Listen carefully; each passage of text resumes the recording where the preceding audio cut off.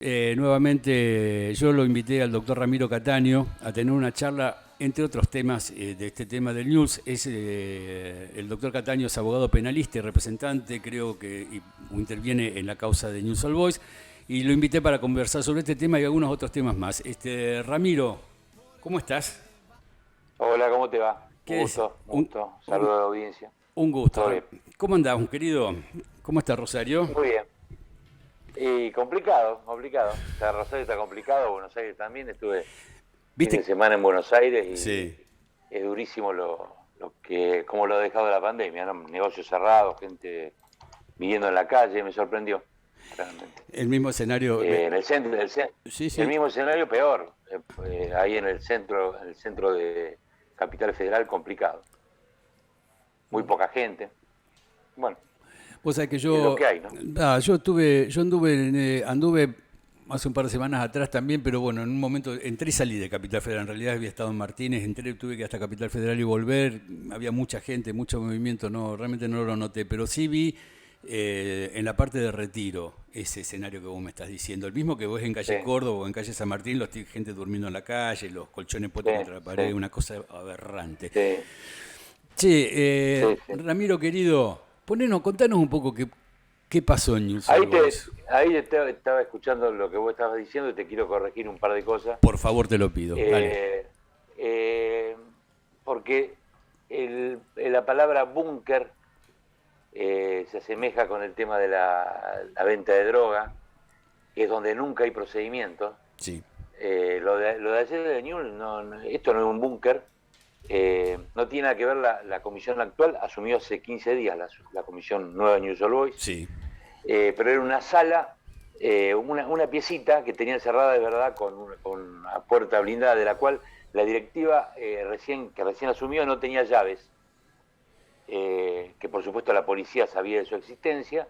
Hicieron todo para mí un verdadero circo, Sí, coincido. con prensa de la capital para abrir una puerta. Como no tenía llave, la voltearon para encontrar banderas y un bombo, ¿no es cierto? Eso es lo que encontraron. Ese fue el búnker, o sea, no es que había droga.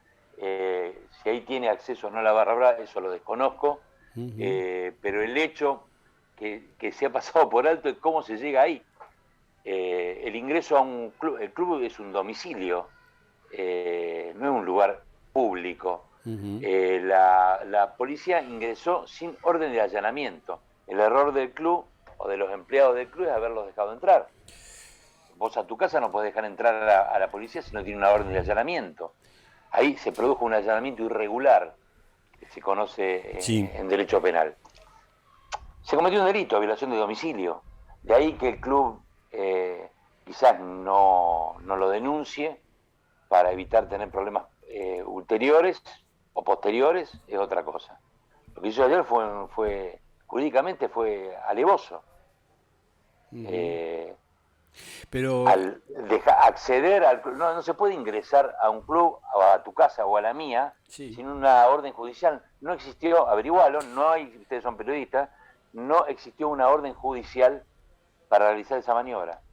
Vos sabés que hoy a la mañana Y después, bueno, hoy a la mañana. búnker, eso no es búnker, ¿no? Bien, Búnker son los que están cerca del shopping, donde venden droga en zona sur, eso es búnker. sí, sí, en la zona de Puerto Norte también, bastante Sí, conocidos. sí. Sí, sí.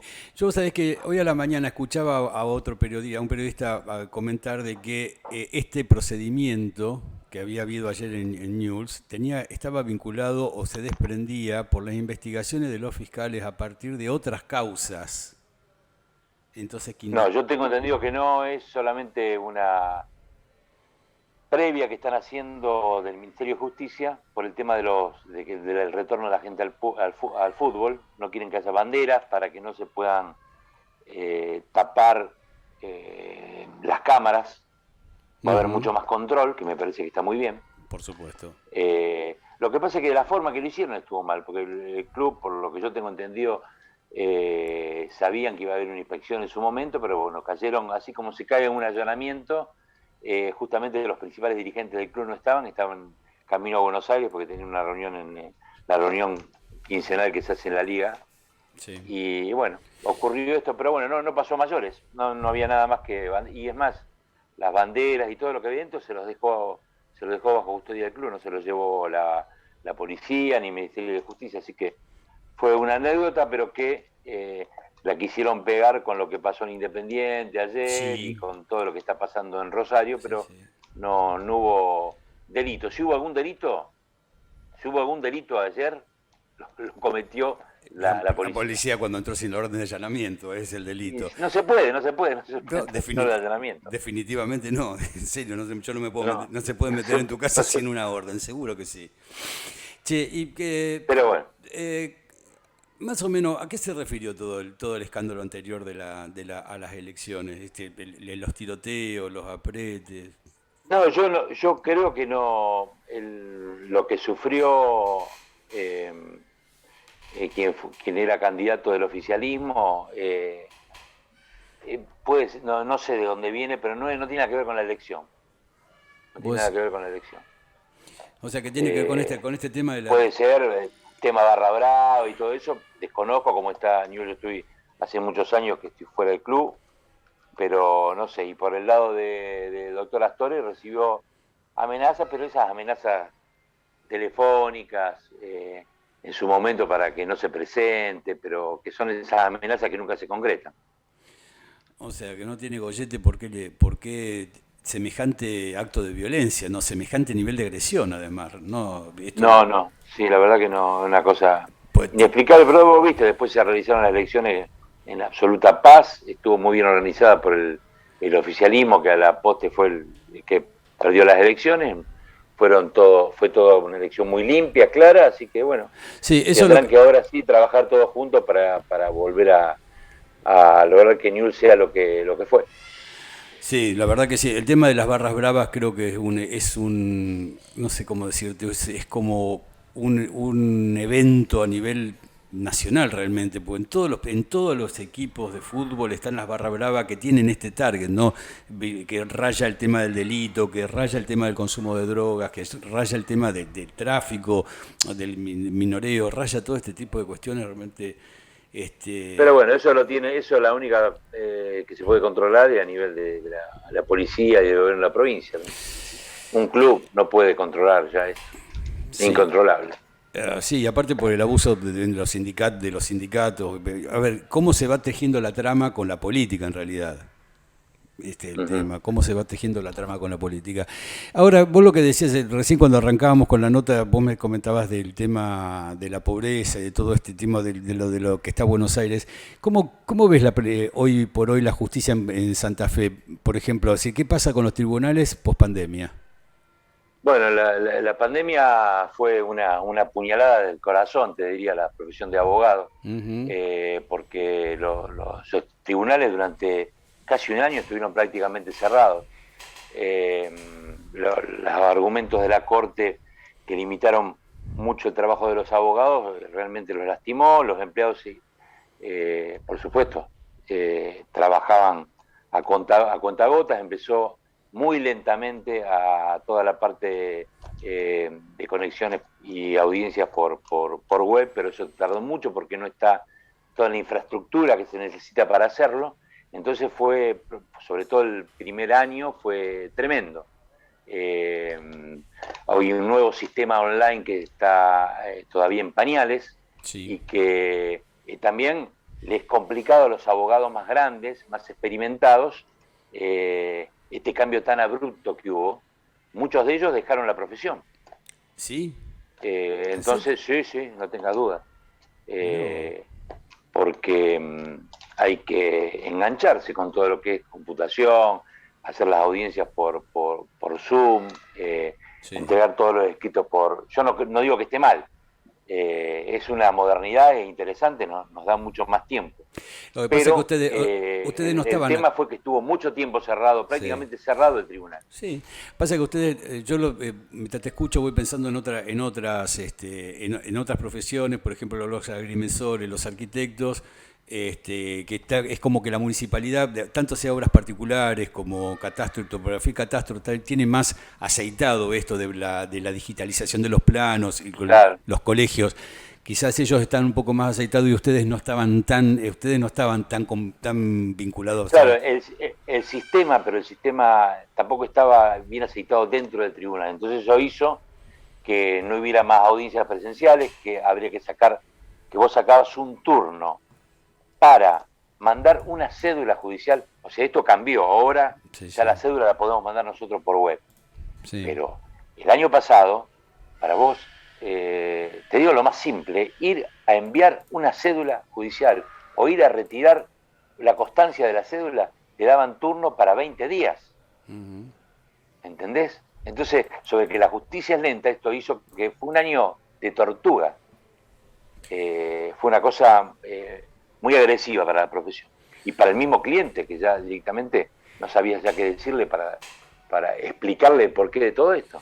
Y en todas estas causas que... Ahí es lo que pasó. Ramiro, y todas estas causas que hubo, así ¿cómo se manejaron el tema de los arrestos, los juicios? A ver, todo... No, la parte penal... La parte penal, exactamente. La parte penal siguió funcionando. Yo el 80% de mi trabajo es penal, así que no me afectó lo otro tanto.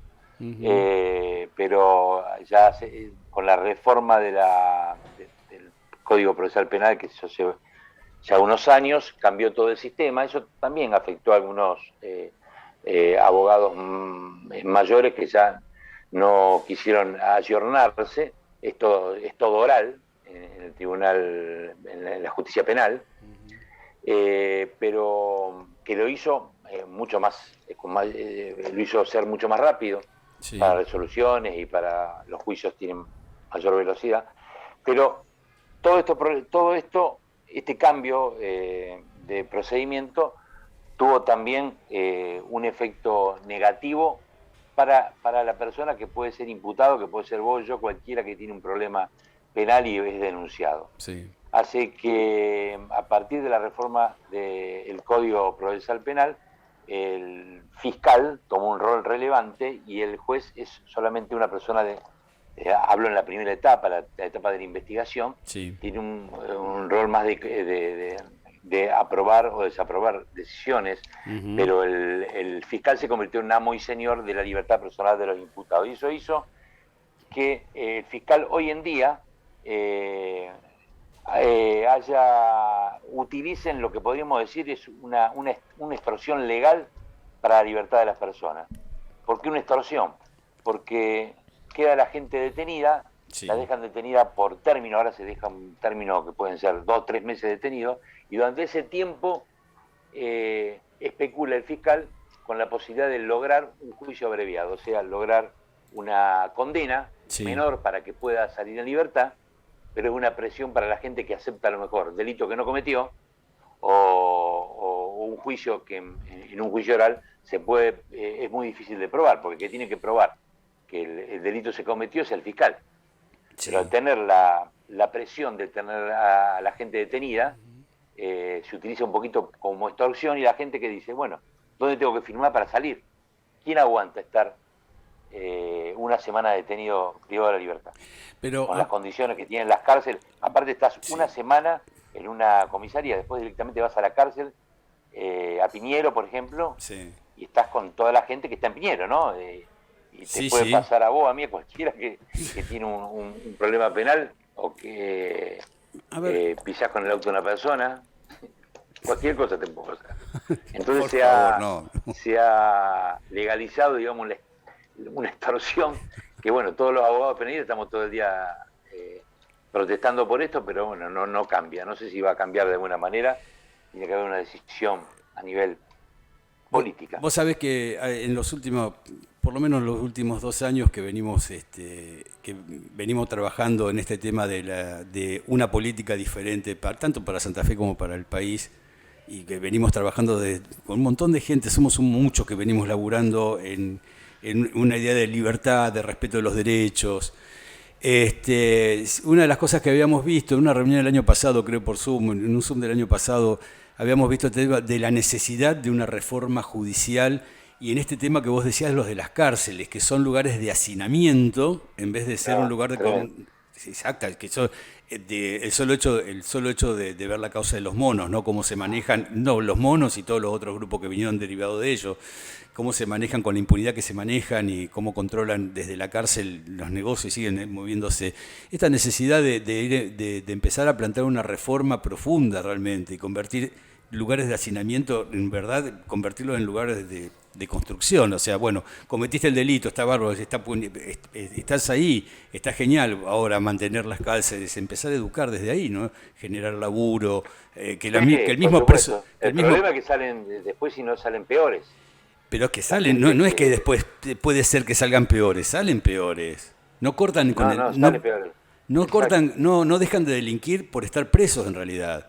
Es más, como que se acentúa, ¿no? Esto de que hablan tienen como códigos y hay los tumberos, que me parece el nombre, ¿no? Un término, estas cosas tumberas. Por eso que nosotros lo que siempre estamos empujando por el tema de que no sea tan sencillo dejar a la gente privada de su libertad cuando todavía no tiene una condena. Porque hay mucha gente, porque no está probado que haya cometido un delito, que después se tiene que comer meses de cárcel y ya le arruinó la vida. Y a lo mejor inocente. ¿Sí? ¿Te das cuenta? Tenemos que tener los elementos necesarios como para que el tipo pueda tener una prisión preventiva domiciliaria que esté bien custodiado, que no pueda salir ni hacer... ¿Te das cuenta? Hay un montón de cosas que lo solucionan muy fácilmente metiendo a una persona que está imputada por un delito porque no está ni todavía condenada en una cárcel con todos condenados.